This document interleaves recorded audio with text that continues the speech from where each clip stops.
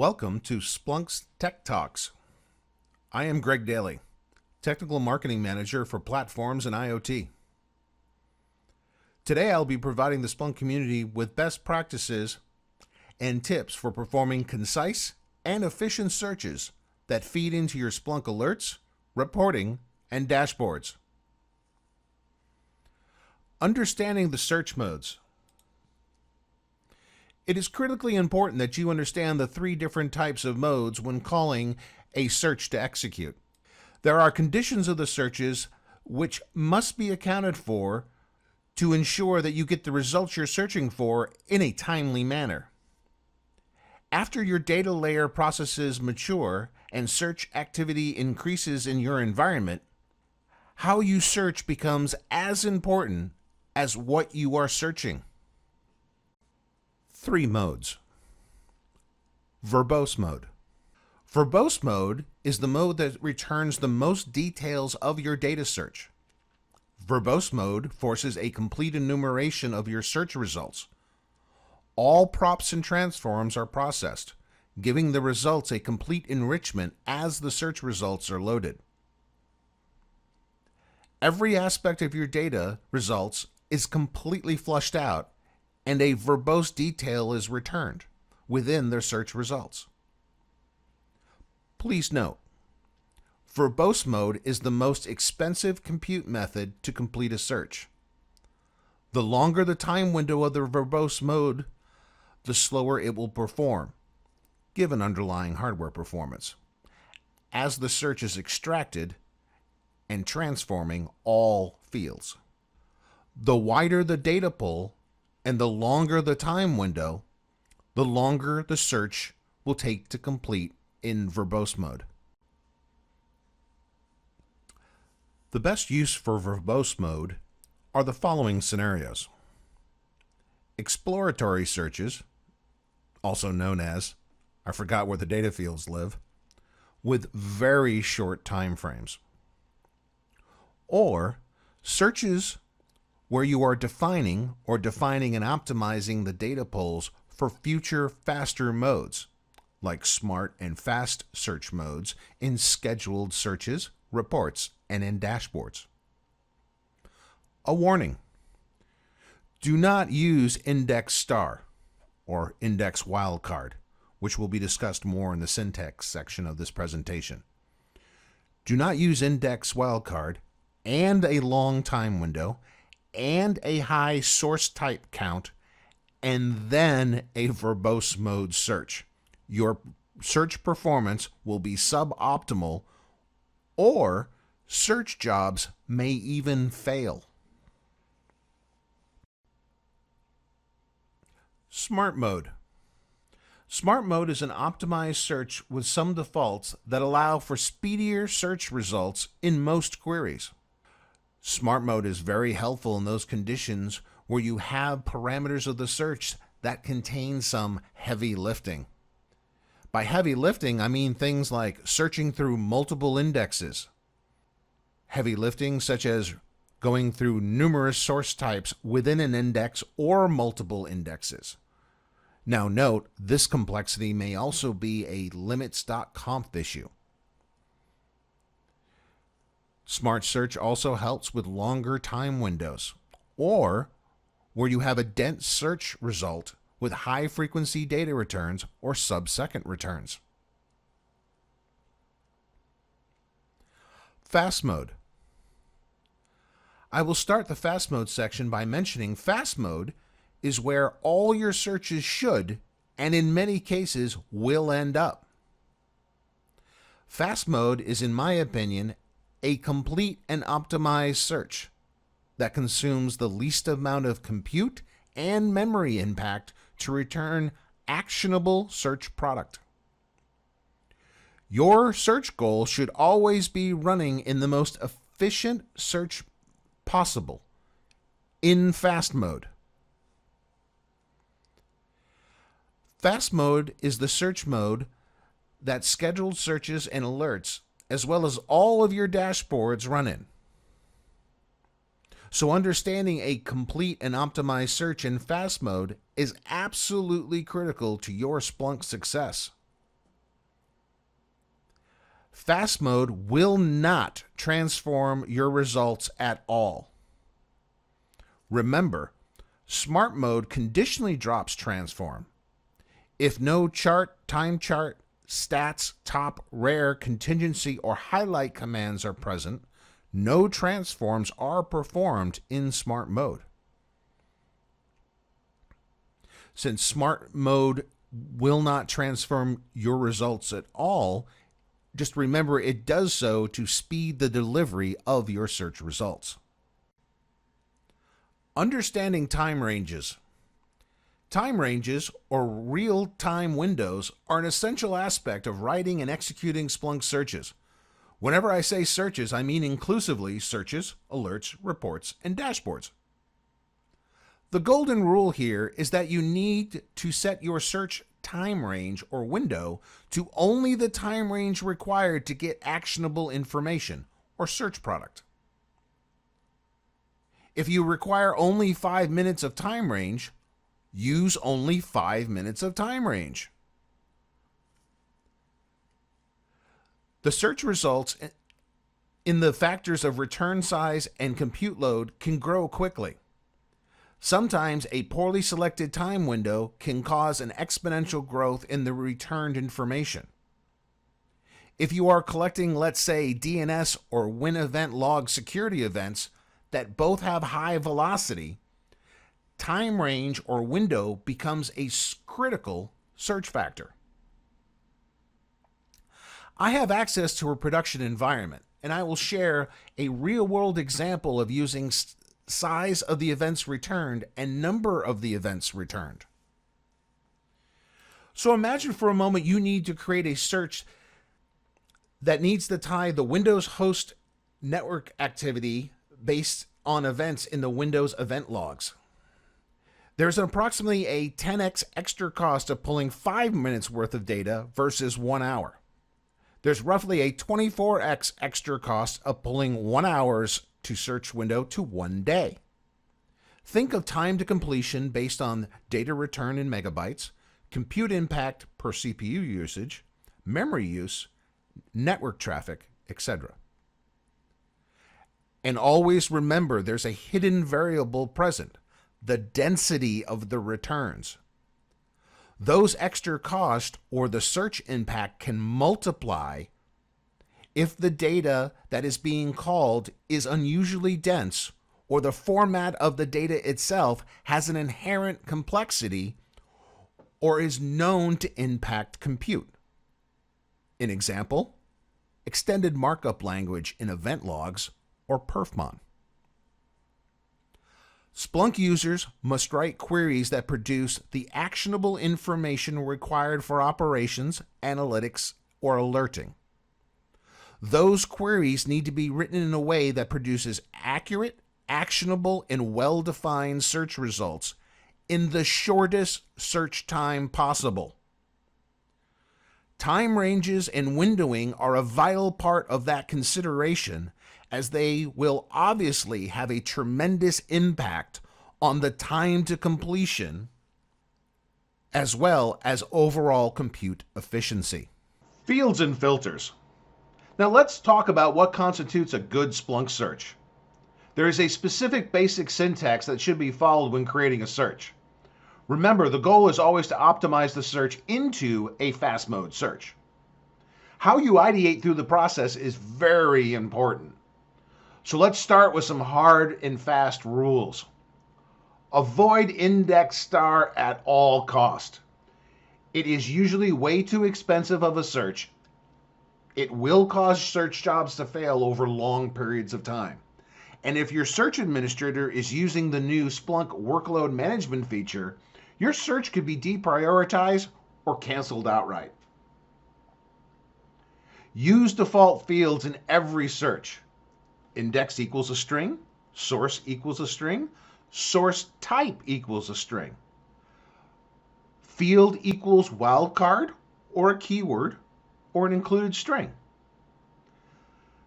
These are the minimum requirements for an efficient search. Helpful hints with fields and filters.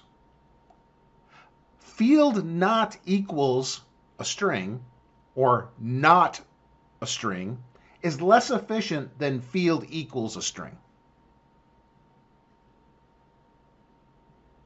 If you have two known fields in the index source type declaration, use the two fields as either field1 equals foo or field2 equals bar, or if you're looking to collect a list of values from one of those fields, use field1 equals foo, field2 equals wildcard.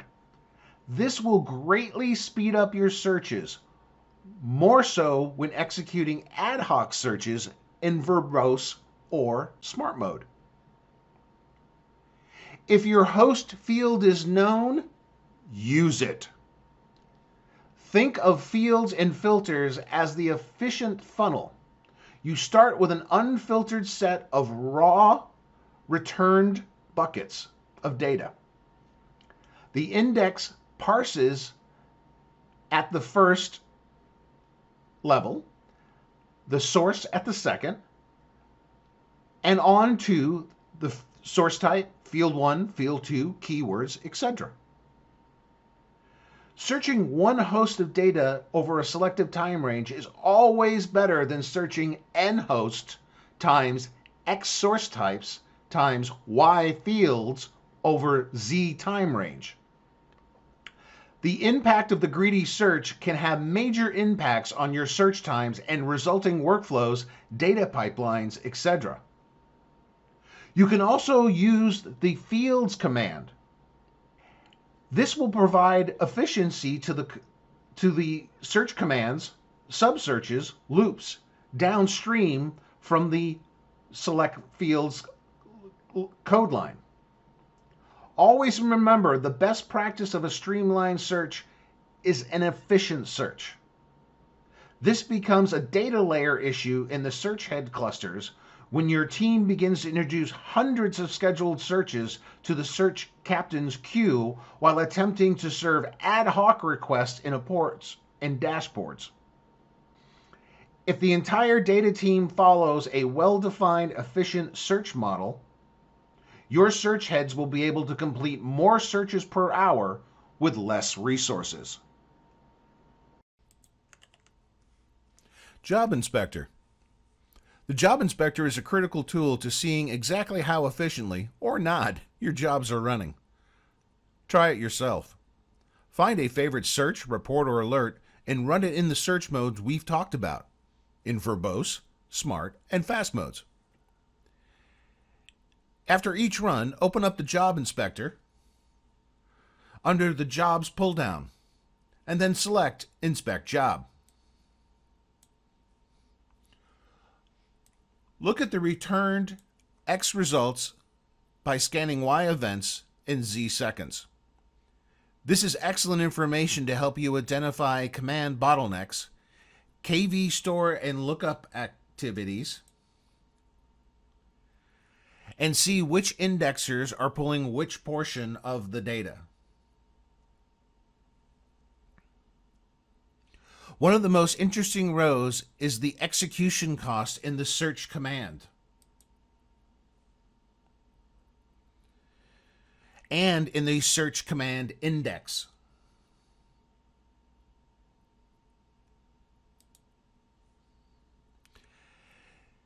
This is how you see indexing and the search performance and how it's behaving given a particular search.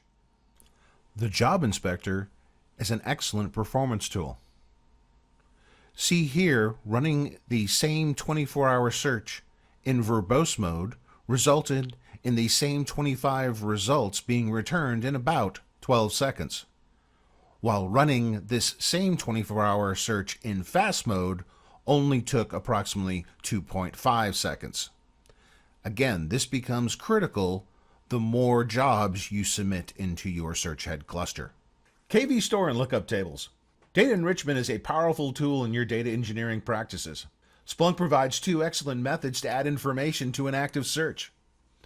First, I would like to cover a common question. What are the different uses for KV store, which is a form of lookup, versus lookup tables? Let's cover what you can't do with lookup tables first. Lookup tables, or CSVs, comma-separated value files, are stored in, for example, Splunk Etsy app search lookups. They are flat files that cannot be accessed by API and are a heavy lift method for updates, as the entire file must be replaced. So if your team is planning for programmatic access and update methods for lookup activities, do not use lookup tables. If you are manually managing a lookup table for whatever reason, do not use KV Store. Use a lookup CSV in your app/lookups.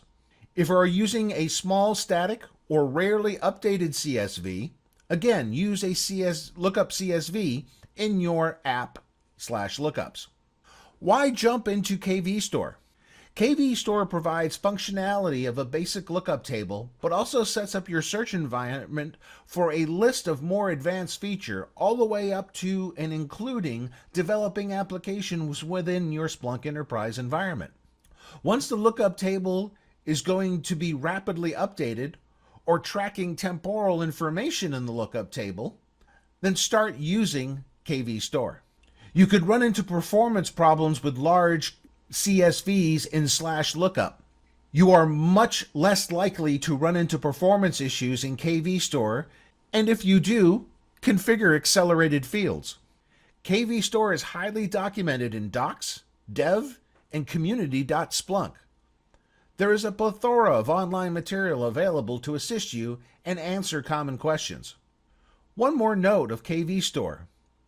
If your environment requires some heavy lifting as far as lookup activity is concerned, not only can the accelerated fields be configured, but also indexer replication can be configured as an option.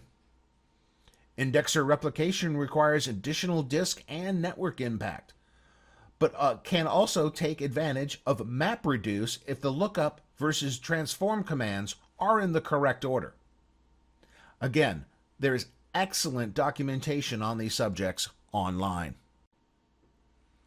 Eval, stats, event stats, and stream stats. As we learned earlier in our presentation, we always start out with a well-formatted SPL search with the minimum syntax: index, source, source type, host, and at least 2 fields, or you can use a keyword, of course. The dev type is being used to collect values, and the action accept is being used as a filter. One of the easiest examples for an evaluation command, or eval, is performing some simple math.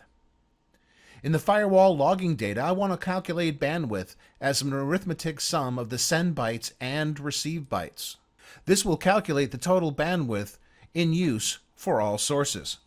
I can segment my calculations by using a slightly more advanced eval statement. I can create a field or enrich the data by separating the bandwidth based on specific devices or device types. A network manager is concerned with the possible traffic of a network closet security camera, so with a smart eval statement, we can compare overall bandwidth to that device type's bandwidth. As we can see, it is of little concern, as it's just snapping small-sized JPEGs and forwarding them to a secure internal file server. We can use the eval statement as another type of filter. If we want to eliminate low-value search product while looking for big bandwidth using devices, this is an excellent method. Using an eval to create a bandwidth variable, and a bin command to create time windowing, and then an inline stats command, event stats, to determine the 25th percentile.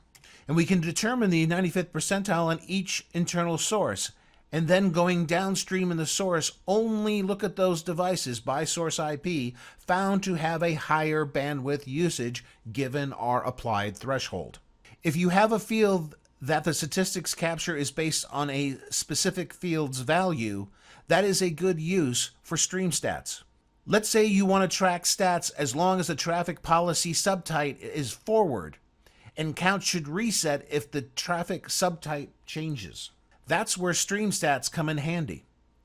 99% of the traffic is forwarded. The stats will now reset on the change to the subtype field. Again, I'm Greg Daly, Technical Marketing Manager for Platforms. Thank you for joining me today on the Intermediate Search Tech Talk. Keep in touch at community.splunk.com.